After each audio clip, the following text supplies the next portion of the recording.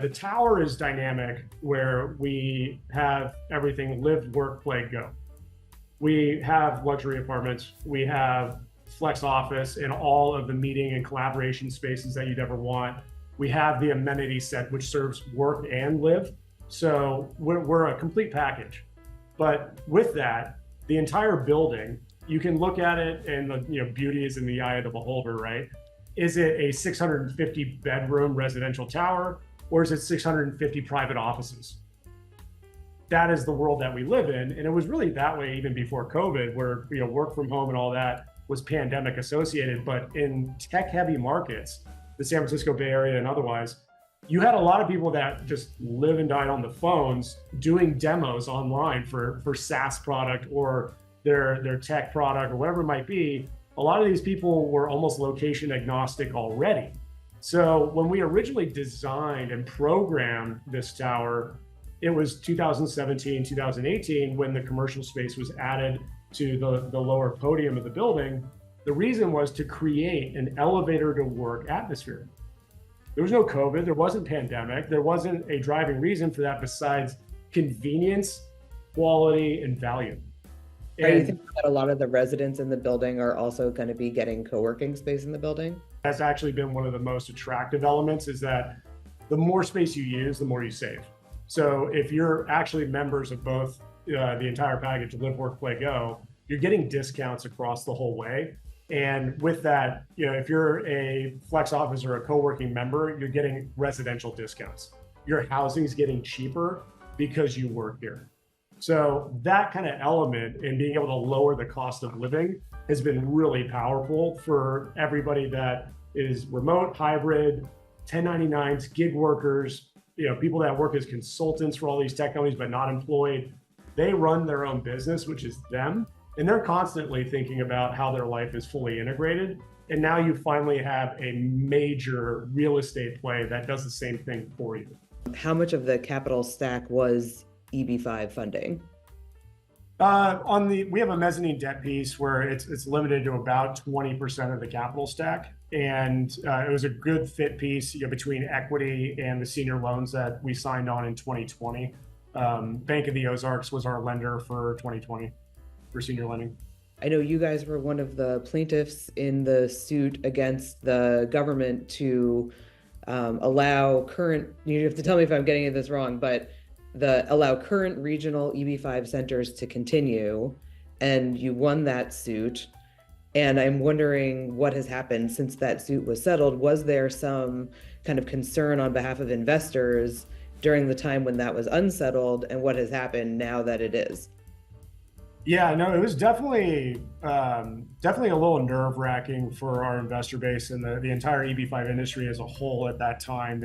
I guess, long story short, it was interpreted by USCIS that the policy expired randomly in 2020, 21.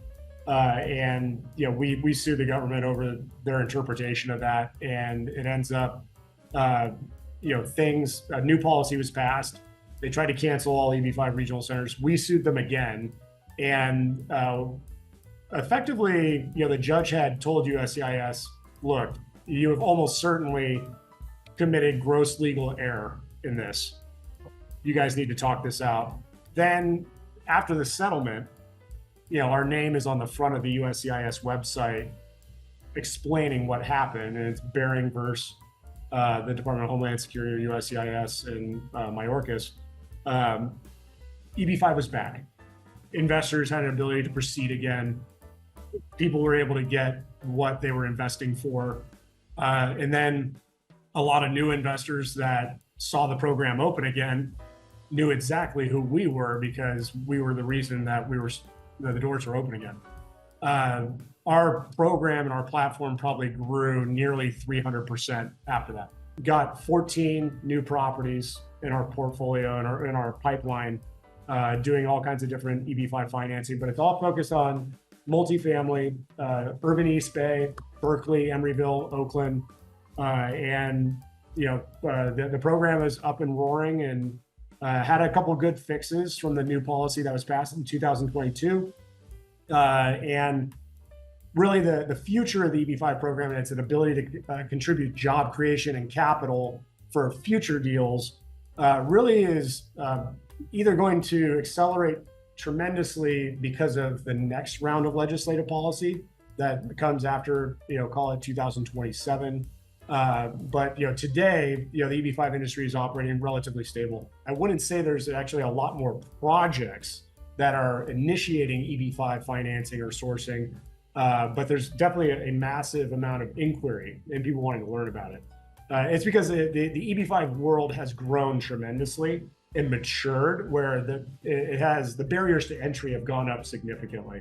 In 2010, 2011, post-financial crisis, it was very, very much the Wild West, whereas anyone could just show up and try to do EB5. Whereas now, if you have a choice between groups like us that have a 10-year track record, tremendous success working with USCIS, getting investors approved, job creation, delivering assets, successfully exiting assets and getting repaid, it's hard to want to try somebody new when you have a group that has a track record like ours and a whole portfolio of options to choose from on deals that are already fully baked, under construction, creating jobs, and you can still join that project. It's a $128 million capital raise, and we're already pretty close to 40 million plus through it, and that's faster velocity than we're used to. And are most of those Chinese investors? We actually represent over 35 countries worldwide, and because of our direct platform, people know who we are, and we actually have a lot more diversity than we used to. China, India, Vietnam, and even Brazil used to be like the big 4 or 5 countries.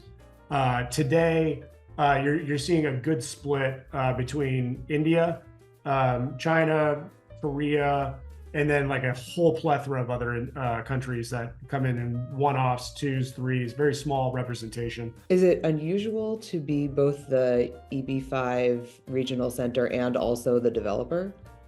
It's not unusual, it's really hard to do.